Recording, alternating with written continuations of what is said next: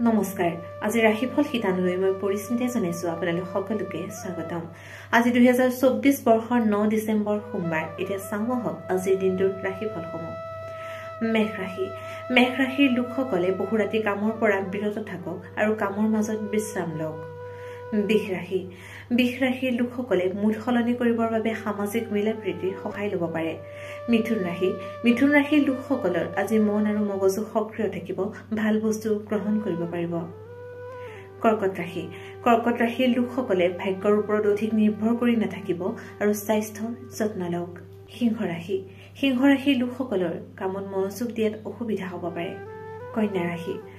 ৰাশিৰ লোকসকলৰ আজিৰ দিনটোত জীৱন সংগী সুখৰ কাৰক হৈ পৰিব তুলা ৰাশি আধ্যাত্মিকতাৰ সহায়তা লোৱাৰ সঠিক সময় তুলা ৰাশিসকলৰ বাবে বৃশ্চিক ৰাশি আঘাতৰ পৰা বাচিবলৈ নিজৰ যত্ন লওক ধনু ৰাশি নিয়মিত ব্যায়ামৰ মাজেৰে শৰীৰৰ ওজন নিয়ন্ত্ৰণত ৰাখক মকৰ ৰাশি মানসিক স্বাস্থ্যৰ ওপৰত ধ্যান দিব কুম্ভ ৰাশি কোনো ধৰণৰ অসুবিধাৰ সন্মুখীন নোহোৱাকৈ বিশ্ৰাম ল'ব পাৰিব আজিৰ দিনটোত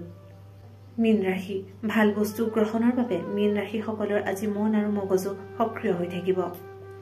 আজি ৰাশিফল শিতানৰ পৰা মই পৰিস্মিতাই লৈছো বিদায় আপোনালোকে চাই থাকিব অসম প্ৰাইম টাইম